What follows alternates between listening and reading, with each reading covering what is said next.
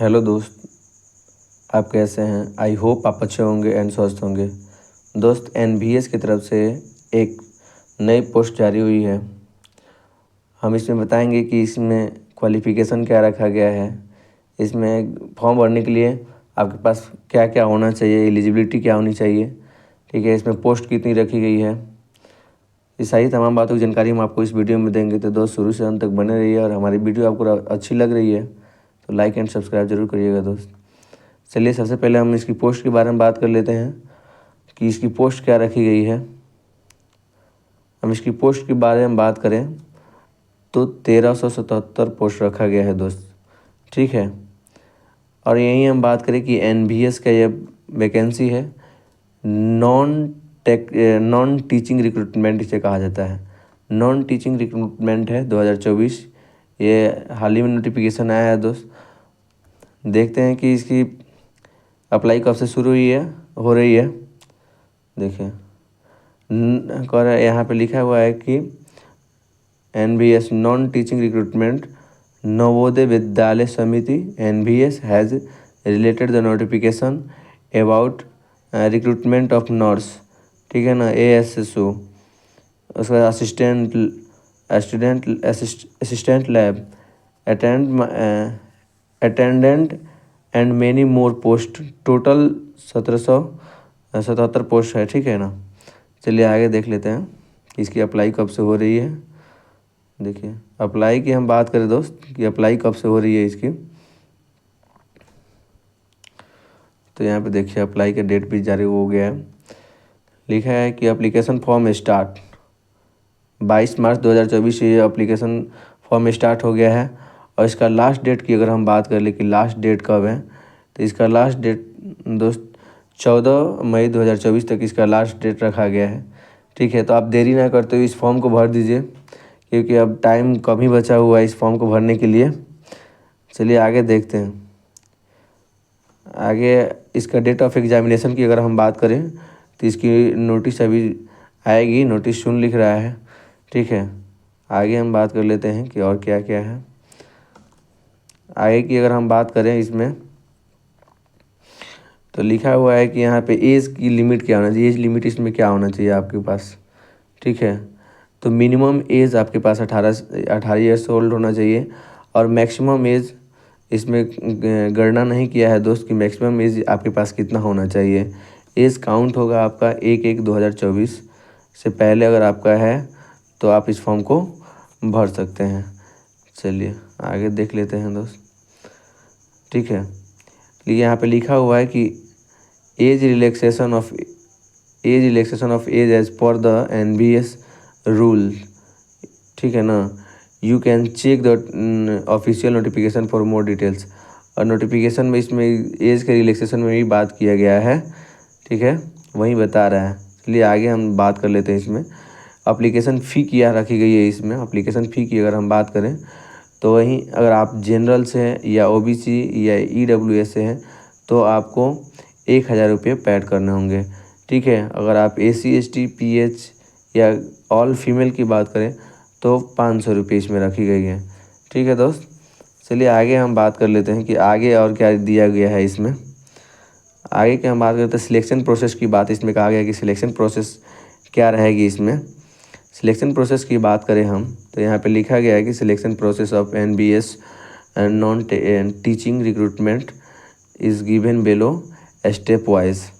देखिए, सबसे पहले आपसे रिटन एग्ज़ाम होगा, उसके बाद एग्ज़ाम आपकी जैसे ही एग्ज़ाम आप क्वालिफाई कर रहे हैं उसके बाद में स्किल टेस्ट होगा, ठीक है ना। अकॉर्डिंग टू पोस्ट, कहने का मतलब कि जिस पोस्ट के लिए अगर होगा तो जो रूल होगा वो आपका स्किल टेस्ट होगा, ठीक है। उसके बाद से डॉक्यूमेंट्स वेरिफिकेशन होगा और मेडिकल टेस्ट होगा। यहीं आपके पास 4 जो ऑप्शन हैं सिलेक्शन प्रोसेस के हैं। चलिए आगे हम बात कर लेते हैं कि आगे क्या है। अगर हम आगे की बात करें कि कौन से पोस्ट के लिए क्या क्वालिफ़िकेशन रखी गई है, तो यहाँ पे देखिए लिखा हुआ है कि क्वालिफ़िकेशन एंड वैकेंसी। हम क्वालिफ़िकेशन के बारे में बात कर लेते हैं कि कौन से पोस्ट में कौन सी क्वालिफ़िकेशन रखी गई है। तो वहीं हम यहाँ पे देखिए बात कर ले कि अगर फीमेल स्टाफ नर्स की है तो आपके पास बीएससी नर्सिंग होना चाहिए, ठीक है। बीएससी नर्सिंग होनी चाहिए जिसमें 121 पोस्ट है, ठीक है दोस्त। वहीं हम सेक्शन की बात कर ले, सेक्शन ऑफिसर ASO की हम बात कर लें तो आपके पास ग्रेजुएट होना चाहिए और 3 years experience in related field, ठीक है ना। ASO अगर आपके पास 3 साल की एक्सपीरियंस सर्टिफिकेट भी होना चाहिए। इसमें 5 पोस्ट रखा गया है। चलिए आगे हम बात कर लेते हैं कि और क्या दिया गया है इसमें। इसमें दिया गया है ऑडिट असिस्टेंट। आपके पास इसमें क्वालिफिकेशन होना चाहिए BCom, तो उसके बाद प्लस में 3 साल का एक्सपीरियंस होना चाहिए। इसमें 12 पोस्ट रखा गया है, ठीक है ना। लीगल असिस्टेंट की बात करें तो आपके पास डिग्री इन लॉ होना चाहिए। आपके इसमें एक पोस्ट रखा गया है। वहीं JR ट्रांसलेशन ऑफिसर यानी जूनियर ट्रांसलेशन ऑफिसर की अगर बात करें तो आपके पास PG इन इंग्लिश या हिंदी, आपके पास PG होना चाहिए, पोस्ट ग्रेजुएट इंग्लिश या हिंदी से होना चाहिए। इसमें 4 पोस्ट रखा गया है। वहीं हम स्टेनोग्राफर की बात करें तो 12th पास होना चाहिए, ठीक है ना। प्लस में स्टेनोग्राफर 12th पास होना चाहिए आपको। इसमें 23 पोस्ट रखा गया है दोस्त। चलिए आगे हम बात कर लेते हैं कि आगे और सब पोस्ट में क्या क्या रखा है, क्वालिफिकेशन मांगा गया है। वहीं हम कंप्यूटर ऑपरेटर की बात कर ले तो आपके पास BTech होना चाहिए या BSc या BCom होना चाहिए। इसमें 2 पोस्ट रखा गया है। वहीं कैटरिंग सुपरवाइज़र का बात कर लें, कैटरिंग सुपरवाइज़र, इसमें आपके पास डिग्री इन होटल मैनेजमेंट होना चाहिए। इसमें 78 पोस्ट रखे गए हैं। जूनियर सेक्रेटरी असिस्टेंट की बात कर ले तो आपके पास 12th प्लस में टाइपिंग इंग्लिश या हिंदी का होना चाहिए, जिसमें 331 पोस्ट रखा गया है। वहीं हम बात कर ले कि इलेक्ट्रीशियन कम प्लम्बर की बात कर ले, इलेक्ट्रीशियन कम प्लम्बर में आपके पास 10th पास होना चाहिए। प्लस में ITI इन इलेक्ट्रीशियन या वायरमैन 2 साल के लिए एक्सपीरियंस भी होना चाहिए, जिसमें 128 पोस्ट रखा गया है। चलिए आगे की हम बात कर लेते हैं कि आगे और क्या गया है। आगे की हम बात कर लेते हैं लैब अटेंडेंट की बात कर ले हम तो इसमें 161 पोस्ट रखे गए हैं और आपके पास क्वालिफिकेशन में 10th पास प्लस में TDL और 12th विथ साइंस होना चाहिए, ठीक है। वही हम मेस हेल्पर की बात कर ले तो 10th पास और 5 साल के लिए आपके पास एक्सपीरियंस होना चाहिए, जिसमें से 442 पोस्ट रखे गए हैं, ठीक है।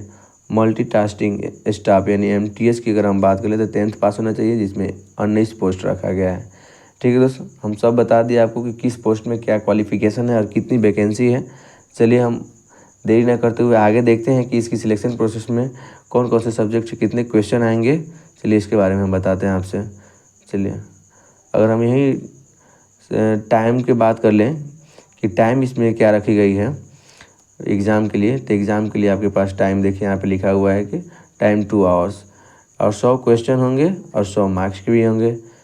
और हम बात कर लें कि कौन से सब्जेक्ट से कितने क्वेश्चन आएंगे, तो जीके जीएस से बात कर लें हम कि जीके जीएस से कितने क्वेश्चन आएंगे, तो जीके जीएस से आएंगे 20 क्वेश्चन। वही हिंदी से बात कर ले तो हिंदी से 20 क्वेश्चन। इंग्लिश से बात कर ले हम तो इंग्लिश से भी 20 क्वेश्चन आएंगे। और सबसे ज़्यादा क्वेश्चन कंप्यूटर से क्वेश्चन आएंगे, 40 क्वेश्चन आएंगे, ठीक है दोस्त। तो यही है, इसमें टाइमिंग भी अच्छी खासी रखी गई है क्योंकि 100 क्वेश्चन 100 मार्क्स के हैं और आपको 2 आवर्स टाइम भी दिया गया है दोस्त, ठीक है। यानी कहने का मतलब कि टाइम ज़्यादा है क्वेश्चन के अकॉर्डिंग।